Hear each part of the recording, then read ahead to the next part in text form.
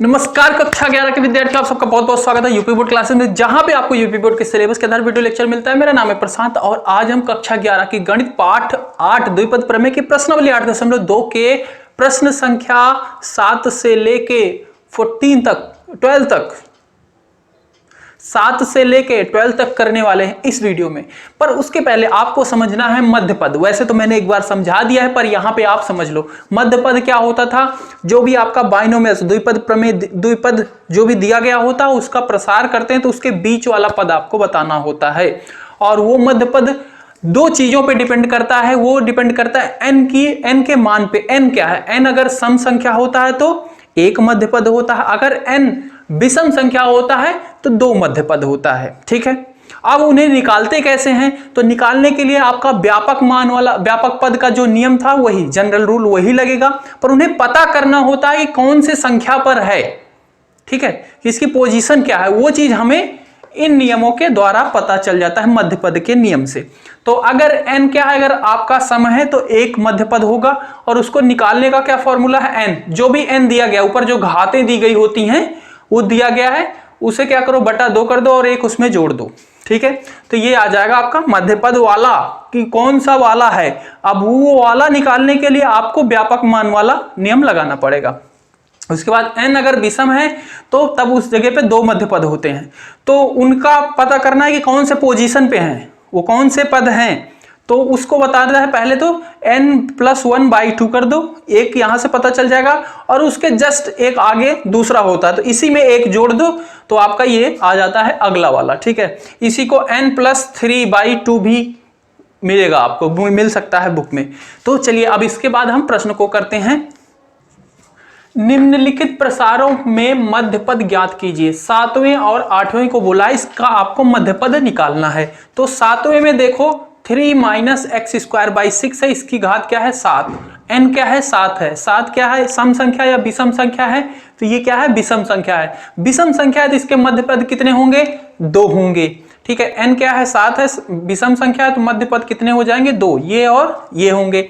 अब n यहाँ पे 7 रखो और उसे हल करो 8/2 और n यहाँ पे 7 रखो, ये हो जाएगा 10/2, यानी कि चौथा और पांचवा इसका मध्यपद होगा। किसका? इस बाइनोमियल्स थ्योरम का जब हम प्रसार करेंगे तो जो चौथा आएगा और पांचवा पद आएगा वो होगा इसका मध्यपद। अब हम उसे निकालते हैं। यहां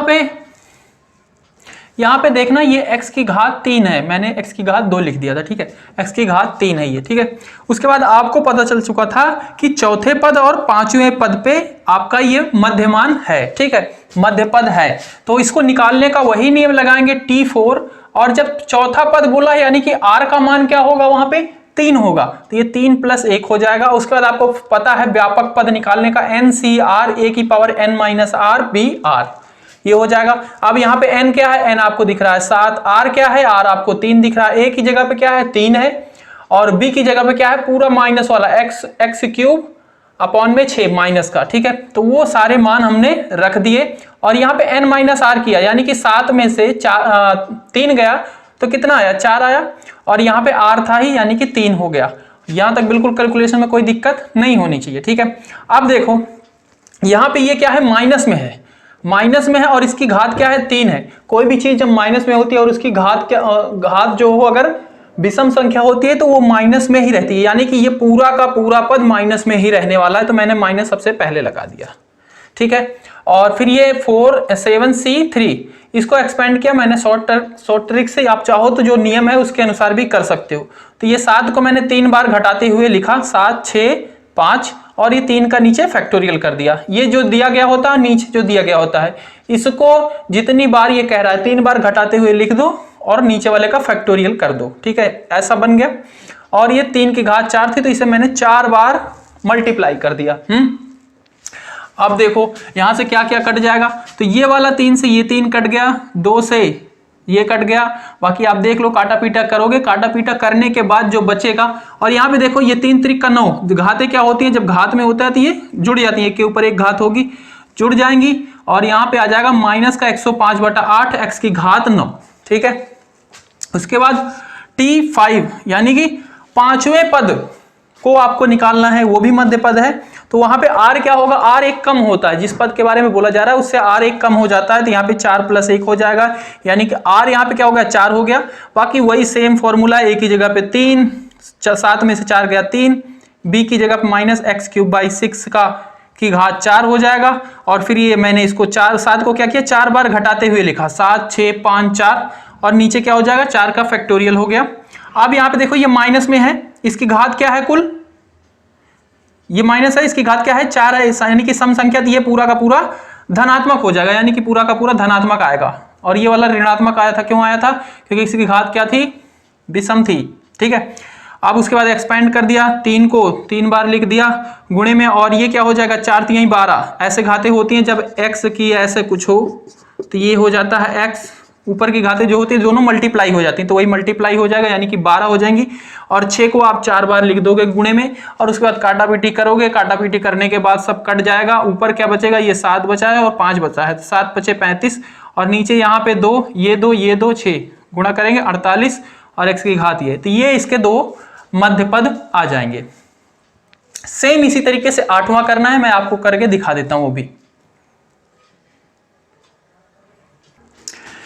इसके बाद 8वें में है n = 10 है, a की जगह पे x/3 है, और +9/y है b की जगह पे, तो n = 10 है, यानी कि क्या है, सम है, तो इसके मध्य पद कितने होंगे, 1 होगा। मध्य पद n/2 + 1 ये नियम होता है, ये कौन सा जो उनसा हल होके आएगा वो वाला पद आपको निकालना है, तो ये 10/2 यानी ये 5/5 हो जाएगा, और 6 यानी कि 6वां पद है इसमें का, इसका प्रसार करने पे वो इसका मध्य पद है। तो 6वां कैसे निकालेंगे, 6वें वाले पद में r का मान क्या होगा, 1 कम होगा, यानी कि 5 + 1 हो जाएगा, NCR BR, n का मान 10 है, C r की जगह पे 5 है, a की जगह पे x/3 है, n - r 10 - 5 यानी कि 5, BR r 9y की घात 5, ठीक है। अब इसका हम प्रसार कर देंगे, और इसको तोड़ेंगे, इसके नियम पे तोड़ो या फिर शॉर्ट ट्रिक से कर लो। शॉर्ट ट्रिक क्या कहता है, ये जो भी दिया गया है उसको कितनी बार लिखना है, जो यहाँ पे नंबर दिया गया है 5 बार लिखना है घटाते हुए, तो 10 को 5 बार लिखो घटाते हुए, 10 9 8 7 6, ठीक है, मल्टीप्लाई में लिख लेंगे, और नीचे क्या करेंगे, इसका फैक्टोरियल कर देंगे, 5 4 3 2 1, और ये x की घात 5, क्यों x की घात 5 हो जाएगी, और नीचे 3 की घात भी 5 हो जाएगी, तो 3 की घात 5 को हमने 5 बार उसे लिख दिया गुणे में, गुणे 9y, 9 को 5 बार लिखो और y की घात 5 हो जाएगी, ठीक है, 9y हो गया। इसके बाद हम इसे काटा पीटी करेंगे, काटा पीटी करने के बाद यहाँ पे कुछ नंबर बचेगा, आपको यहाँ पे 2 बच जाएगा, 9 2 7 3, सबको मल्टीप्लाई करेंगे, यहाँ पे 3 3 3 यानी कि 3 3 × 9, तो मल्टीप्लाई करेंगे, और यहाँ पे x की घात क्या है 5 है, और y की घात 5 है, यानी कि x की घात 5 y की घात 5, और इसको जब हम हल करेंगे तो ये आएगा 6 1 2 3 6, x की घात 5 y की घात 5, ये हो जाएगा इसका आंसर। 9वां प्रश्न दिया गया है, 1 + a⁴m + n के प्रसार में सिद्ध कीजिए कि a⁴m तथा a⁴n के गुणांक बराबर हैं। ये आपको सिद्ध करना है कि इनके जो गुणांक हैं वो बराबर हैं। तो सबसे पहले तो हमें गुणांक इनका निकालना पड़ेगा, और फिर उन्हें सिद्ध करना पड़ेगा कि वो बराबर हैं या नहीं, ठीक है, हमें सिद्ध ही करना बराबर है, और होंगे। देखो तो दिया क्या गया है, m का गुणांक बराबर a⁴n का गुणांक, ठीक है। गुणांक कैसे निकालते हैं, व्यापक पद के जरिए हम निकालते हैं, कि सबसे पहले पता करते हैं कि वो कौन से पद पे है, और फिर उसके बाद हम वो पद निकाल लेते हैं। तो व्यापक पद का फॉर्मूला आपको पता है, NCR a⁴n - r BR। यहाँ पे n क्या है, m + n, CR हमें अभी नहीं पता, वही तो निकालना है, और a की जगह पे क्या है 1 है, 1 रख दिया, m + n - r, n - r होता है, n की जगह पे m + n है और माइनस में r, ठीक है। a की जगह पे यहाँ, b की जगह पे यहाँ पे a है, a रख दिया और इसके ऊपर r, ठीक है। हमें गुणांक में क्या चाहिए, a के ऊपर m चाहिए, और यहाँ के a के ऊपर क्या है r है, तो यानी कि मैं अगर r बराबर m कर दूं तो हमें a⁴m का गुणांक मिल जाएगा, ठीक है। तो a⁴m के लिए r बराबर क्या हो जाएगा, m हो जाएगा, ठीक है। यहाँ पे मैंने लिखा नहीं है, यहाँ पे लिख देना r बराबर m, और यहाँ पे हो जाएगा r बराबर n। तो जैसे ही r बराबर m होगा तो ये हो जाएगा NCM, r की जगह पे a⁴m, 1 की घात कुछ भी करो हमेशा रिजल्ट क्या आने वाला है 1 है, तो हमने इसलिए इसे हटा दिया। इसकी घात कितनी भी ले जाओ m प्लस n कुछ भी करो हमेशा 1 ही आएगा। तो 1 मान लो मल्टीप्लाई में है, 1 को लिखे ना लिखे उससे कोई फर्क नहीं पड़ता क्योंकि यहाँ पे मल्टीप्लाई में है। और यहाँ पे a की पावर m हो गया, a की पावर n के गुणांक के लिए r बराबर क्या कर दो n कर दो, और जैसे ही n करेंगे तो a की पावर n हो जाएगा ये, और फिर इसका गुणांक हो जाएगा। तो n c r की जगह पे n हो गया, और यहाँ पे n ये कुछ भी करेंगे इसका आंसर जो भी आएगा ये 1 है, 1 करेंगे वो भी वहां पे 1 से कोई मतलब चेंज नहीं होगा यहाँ पे। तो कुल मिला के ये दोनों आ जाएंगे आपके इन दोनों के गुणांक, ठीक है। तो यहाँ पे गुणांक क्या है, जो एक a के पावर m के साथ जो गुणे में है वो गुणांक है, और a की पावर n के साथ जो गुणे में है वो गुणांक है। ये कह रहा है कि ये दोनों बराबर है। तो यहाँ पे प्रश्नानुसार, यहाँ पे आप लिख देना प्रश्नानुसार a की पावर m प्लस n सी m बराबर m प्लस n सी n, यही कह रहा है आपका प्रश्न, ठीक है। अब आप क्या करो, इस चीज को सिद्ध करो बराबर। कैसे करोगे, हम इसको लेफ्ट हैंड साइड वाले को लेते हैं, बायां पक्ष लेने पे ये क्या है m प्लस n सी m, ठीक है। हम इसे हल करके अगर ये प्रूव कर दें RHS के बराबर तो हो गया हमारा काम, सिद्ध हो जाएगा। तो आपको याद होगा पहले ही सबसे पहले वीडियो में पढ़ाया था NCR बराबर NCN माइनस R, ये दोनों बराबर होते हैं, ये इसकी विशेषता थी, ठीक है। तो यही नियम हम यहाँ पे लगाते हैं, ठीक है। NCR दिया गया है, NCR दिया गया, इसमें NCN माइनस R लगा देते हैं, NCN माइनस R, n की जगह पे ये पूरा माइनस R क्या है ये, ठीक है। और जब इसे हम हल करेंगे m प्लस n, और यहाँ से ये क्या हो जाएगा plus m minus m cancel, नीचे n बचेगा, और यही क्या है RHS के बराबर हो गया। यानी कि हमारा जो कह रहा था प्रश्न हमने वैसा सिद्ध कर दिया, ठीक है। तो इस तरीके से है ये। 10वां प्रश्न दिया गया है, यदि x प्लस 1 की पावर n के प्रसार में r माइनस 1वां r प्लस 1वां पदों के गुणांक में 1:3:5 का अनुपात हो तो n तथा r का मान ज्ञात कीजिए। तब आपको n और r का मान ज्ञात करना है। किसका कौन कौन सा पद, r माइनस 1वां, r और r प्लस 1वां।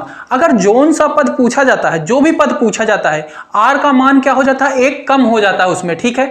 तो यहां पे जैसे दिया गया है r माइनस 1वां, तो r का मान क्या हो जाएगा, ये पद की संख्या है, ठीक है। और तो r क्या होता है, उस वाले पद में 1 कम हो जाता है, यानी कि इसमें से 1 और माइनस कर देंगे, ठीक है। इसी तरीके से ये दिया गया r1, तो ये वाले पद में r क्या होगा, 1 कम होगा, तो ये r माइनस 1 हो जाएगा। ये पूछा गया r प्लस 1वां, तो इसमें r क्या होगा, इसमें से पूरे में से 1 माइनस करेंगे, ठीक है। तो यानी कि 1 माइनस करेंगे यानी कि r आ जाएगा सिर्फ, ठीक है। तो इसका सबसे पहले हम ये निकालेंगे कौन कौन से पद हैं उनको निकालेंगे, और उनके कोएफिशिएंट का अनुपात बना के हम 2 समीकरण बनाएंगे, और फिर उन्हीं दोनों समीकरण में n और r का मान हमें मिलेगा। दोनों समीकरण को जब हल करेंगे तो n और r का मान हमें मिल जाएगा। तो देखो कैसे करेंगे हल, x प्लस 1 में r प्लस 1वां पद, r प्लस 1वां बोला गया है, ठीक है। ये r प्लस 1वां ये वाला निकालना है, तो r का मान क्या हो जाएगा, ये पद की संख्या r प्लस 1वां, तो r क्या हो जाएगा, इस पूरे में से 1 घटा दो, यानी कि r सिर्फ r बचेगा, ठीक है। तो r प्लस 1वां पद क्या हो जाएगा, इसे आप लिखो या ना लिखो, ये मैंने समझाने के लिए किया था कि r प्लस 1वां पद बोला गया है, तो r प्लस 1 में से 1 हटाओगे सिर्फ r बचेगा, r प्लस 1 वही आएगा, और फिर NCR करके जो आपका फॉर्मूला होता है उसे लगाओगे।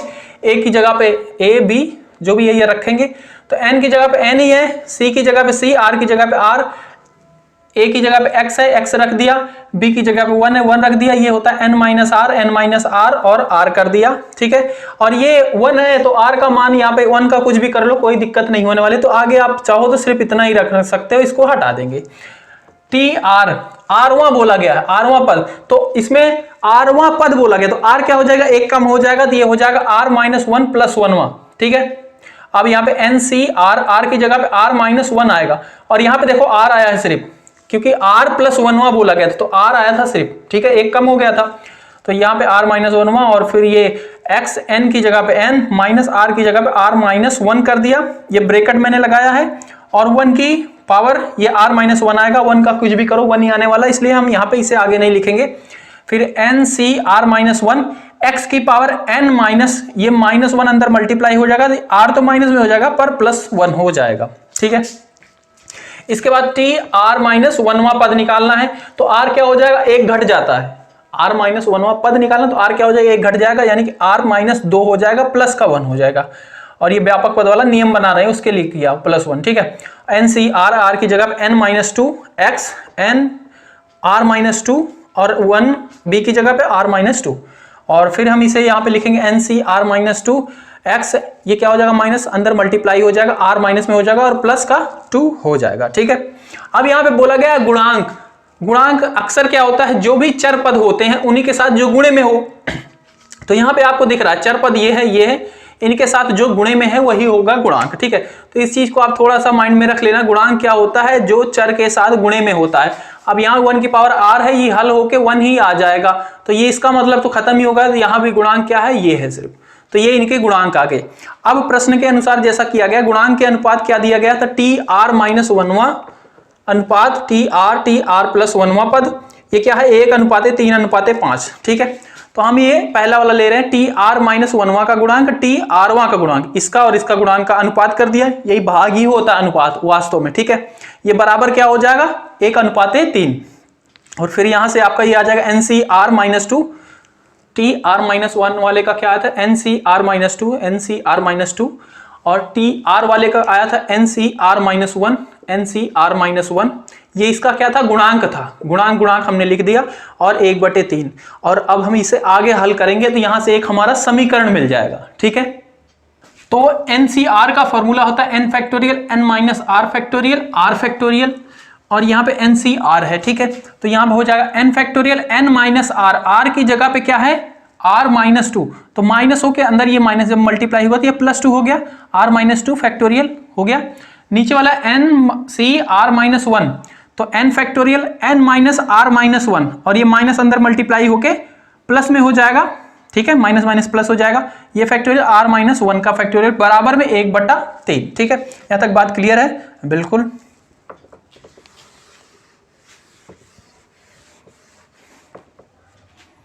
अब देखो इसके बाद क्या कर सकते हैं, अगर आपको a/b/c/d दिया गया होता है समीकरण में, तो आप इसी को लिख सकते हो, मतलब इस रूप में होते, इसी को लिख सकते हो a/b मल्टीप्लाई में ये d चला जाता है ऊपर और ये c नीचे रह जाता, ऐसा बन जाता। तो यहां पे भी कुछ ऐसा a/b c/d, तो ये क्या हो जाएगा a/b, और d क्या हो जाएगा, ये चला जाएगा ऊपर, ये ऊपर आ गया, और ये c, ठीक है, ऐसा बन जाएगा। और इसे हमने क्या किया है, थोड़ा सा ब्रेक किया है, n माइनस r प्लस 1, ये था n minus r plus 2 factorial था। तो n का क्या होता है, अगर n फैक्टोरियल दिया गया तो हम उसे लिखते हैं n minus 1 into n minus 2, ठीक है। ऐसे फैक्टोरियल जहां तक मन करे, वरना फिर आप घटाते हुए और चले जाओ बाहर तक, फैक्टोरियल ऐसा ही होता है। तो यहां पे भी हमने इसके साथ क्या किया है, इसमें से 1 माइनस कर दिया, ठीक है। तो ये तो n माइनस r प्लस 2 हो गया, और माइनस किया जब 1, तो ये 1 बच जाएगा, 2 से 2 यहाँ पे 1 चला जाएगा, तो ये बच जाएगा फैक्टोरियल, इसे इतना कर दिया, और r माइनस 2 को वैसे ही रखा है। इस चीज को देखो, इसको हमने क्या किया यहाँ पे, n माइनस r प्लस 1, इसको तो सेम रखा, r माइनस 1 में से क्या किया, 1 घटा दिया, तो इसे फिर लिख सकते हैं r माइनस 2 फैक्टोरियल। जब 1 घटाएंगे तो ये क्या हो जाएगा, माइनस माइनस जुड़ जाएगा आके, यानी कि 2 फैक्टोरियल, और नीचे n फैक्टोरियल, ये वैसे का वैसे रहेगा। उसके बाद ये इससे कट जाएगा, ये इससे कट जाएगा, n फैक्टोरियल से n फैक्टोरियल कट जाएगा, ऊपर सिर्फ का आपका बचेगा r माइनस 1, और नीचे बचेगा ये n माइनस r प्लस 2, ठीक है। यहां तक बात क्लियर है। और एक चीज याद रखना, अगर आपका समीकरण में कुछ ऐसा होता है इस रूप का, तो इसका और इसका क्रॉस मल्टीप्लाई हो जाता है बस, ठीक है। तो 3 का क्या हो जाएगा, इसके साथ हो जाएगा, इसका 1 का इसके साथ हो जाएगा, 3 के साथ मल्टीप्लाई होगा, इसका 1 के साथ हो गया, तो यहाँ पे हो जाएगा 3r माइनस 3, और ये n माइनस r प्लस 2। बात क्लियर यहां तक। इसके बाद आप यहाँ पे देखो, ये क्या है 3r, और यहाँ पे माइनस r, इस r को जब माइनस r को इधर लाओगे, ये क्या हो जाएगा, प्लस का r हो जाएगा, और इधर 3r पहले से ही है, तो ये हो जाएगा 4r, ठीक है। नंबर को उधर भेजो, नंबर क्या इधर माइनस में, उधर जाके प्लस में हो जाएगा, तो इधर ये क्या हो जाएगा, प्लस का 3 हो जाएगा। और क्या है, ये n है, n इधर है, n को इधर लाओ, इधर क्या है, प्लस में है, इसके आगे सिंबल कौन सा है, प्लस का है, इधर आके माइनस का हो जाएगा। और इधर क्या है, 2 प्लस का है, प्लस का हो जाएगा, और ये दोनों जुड़ के कितने बन जाएंगे, 3 2 5 बना लेंगे। यहां से आपका एक समीकरण आ जाएगा, ठीक है। अब आपको दिया गया अनुपात किसका किसका, इसका और इसका अनुपात का आप रेशियो करोगे 3/5 से, ठीक है। ओ गुणांक टी आर का गुणांक, अब देखो यहाँ पे टी आर का गुणांक और टी आर प्लस 1 का गुणांक क्या है, 3/5 दिया गया है। टी आर का गुणांक था एन सी आर माइनस 1 और टी आर प्लस 1 का एन सी आर था। तो इसका हम इसके नियम के अनुसार तोड़ लेते हैं। N factorial N minus R factorial, R की जगह पे आर माइनस 1 है तो यहाँ पे माइनस, ये क्या हो जाएगा प्लस हो जाएगा, फैक्टोरियल आर माइनस 1 का फैक्टोरियल। और इसका फैक्टोरियल करेंगे तो ये होता है एन फैक्टोरियल, नीचे होगा, मैंने इसको यहाँ पे क्या कर दिया उल्टा करके यहाँ पे लिख दिया है, आप समझ रहे होगे, रेसिप्रोकल करके। तो यहाँ पे एन फैक्टोरियल जैसे पहले वाले में किया था वैसे, तो N factorial N minus R factorial R factorial. यहाँ तक बात क्लियर है, बिल्कुल समझ गए, ओके। अब देखो आगे इसमें क्या किया जा सकता है, इसे n फैक्टोरियल को तो आप यहीं से चलो काट ही देते हैं इसे, ये तो जब बराबर है तो कट ही जाएगा और ऊपर नीचे कट ही जाएगा। यहाँ से कुछ और कटेगा नहीं, अभी कुछ नहीं कट रहा है। यहाँ पे क्या है r माइनस 1 फैक्टोरियल, यहाँ पे r फैक्टोरियल, यानी कि इस चीज को मैं r माइनस 1 फैक्टोरियल बना सकता हूँ। तो इसको मैं अगर बनाता हूँ तो ये हो जाएगा r और r माइनस 1 का फैक्टोरियल, ठीक है। ऊपर ये कट ही चुका है, ऊपर सिर्फ यही बचा था, और ये n माइनस आर फैक्टोरियल है। और इस चीज को मैं बना सकता हूं n माइनस आर फैक्टोरियल, इसमें से अगर एक माइनस करूंगा तो ये क्या हो जाएगा n माइनस आर हो जाएगा, ठीक है। और इसको साथ में रखते हैं अभी, ये n माइनस आर फैक्टोरियल अभी यहाँ पे है, ठीक है। और ये r को हमने ऐसा लिख दिया r माइनस 1 का फैक्टोरियल, ठीक है। और इस चीज को मैं लिख सकता हूं n माइनस आर प्लस 1 और n माइनस आर का फैक्टोरियल, क्योंकि जब इस पूरे में से एक घटाएंगे तो ये 1 तो कैंसिल खत्म हो जाएगा, n माइनस आर का फैक्टोरियल ही बचेगा। और यहाँ पे r माइनस 1 फैक्टोरियल है और इधर 3/5। आप देखो क्या क्या कटेगा, इससे ये कट जाएगा, इससे ये कट जाएगा, ऊपर क्या बचा सिर्फ r बचा, नीचे क्या बचा n माइनस आर प्लस 1 3/5। अब ये वही वाला बन गया, इसका क्या हो जाएगा क्रॉस मल्टीप्लाई हो जाएगा, यानी कि 5 का r के साथ हो जाएगा, यहाँ पे 5r हो जाएगा, 3 का इस पूरे के साथ मल्टीप्लाई हो जाएगा, तो ये हो जाएगा 3n माइनस 3r प्लस 3, ठीक है। अब नंबर को उधर भेज दो, बाकी जो वेरिएबल है इधर रखते हैं। तो ये n है, इधर आएगा क्या हो जाएगा माइनस का 3n हो जाएगा, ये प्लस का 3r है, इधर आएगा माइनस का, इधर आएगा प्लस हो जाएगा, यानी कि 8r हो जाएगा और उधर 3 बचा रहेगा, ठीक है। इसी को हम लिख लेते हैं 8r माइनस 3n बराबर 3। ये आपका हो जाएगा दूसरा समीकरण। अब हमें इसे और इसे हल करना है, इन दोनों समीकरण को, और n और r का मान निकालना है। तो इस समीकरण को मैं यहां पे लिखता हूं 8r माइनस 3n बराबर 3, ये आपका दूसरा समीकरण है। और इसमें अब क्या किया जाए कि मान आ जाए, ऊपर वाले में अगर क्या कर दें -3 से गुणा कर दें, तब ये क्या हो जाएगा प्लस का 3n बन जाएगा और ये कैंसिल हो जाएगा। तो ऊपर वाले में -3 से गुणा कर देते हैं, -3 से जैसे ही गुणा करेंगे तो ये क्या हो जाएगा, ये 12 बन जाएगा, क्या माइनस का 4×3 12, और यहाँ पे प्लस का 3n हो जाएगा, और यहाँ पे ये हो जाएगा 5×3 15, वो भी माइनस का, और इससे ये प्लस ये माइनस कैंसिल। यहाँ पे क्या हो जाएगा, ये है 12r, ये है 8r, ये वाला बड़ा है, बड़े का सिंबल लगेगा, और घटेगा जो बड़ा संख्या होती है उसी का सिंबल लगता है, तो बड़ा यहाँ पे 12 है, उसका सिंबल लग जाएगा माइनस का, और 12 में से 8 गया, कितना आएगा 4r आ जाएगा, और इधर माइनस का 15 और प्लस का 3 है, ठीक है। तो यानी कि माइनस में ही आएगा और 15 में से 3 चला जाएगा, यानी कि 12, माइनस इधर भी है कैंसिल हो जाएगा। 4 को उधर भेजेंगे तो ये हो जाएगा भाग इधर जाके, ठीक है, और ये 3 कर देगा इसे, यानी कि r का मान आपको मिल गया 3, ठीक है। अब n का मान निकालना है, r का मान आ चुका है, r का मान आप इसी समीकरण में रख दो, चाहे जौन से में रख दो, हम इसी वाले में रख देते हैं सेकंड वाले में। तो यहाँ पे है 8 गुणा 3, r की जगह पे 3 रख दिया, -3n बराबर 3 कर दिया, ठीक है। तो ये 8 त्रिक 24 हो जाएगा, ठीक है, और उधर जाएगा, ठीक है, और ये उधर जाएगा तो माइनस हो जाएगा, यानी कि इधर 3n बराबर 3 -24, और इसे जब घटाएंगे तो ये माइनस का कितना आएगा, 21 आ जाएगा, और इधर माइनस का 3n हो जाएगा, माइनस से माइनस कैंसिल, 3 उधर जाएगा, भाग हो जाएगा, यानी कि n बराबर 21/3 हो जाएगा, और 3 सते 21, n बराबर 7 आ जाएगा। ठीक है, तो n और r का मान आ गया। तो इस तरीके से था ये प्रश्न, बहुत ही बढ़िया था।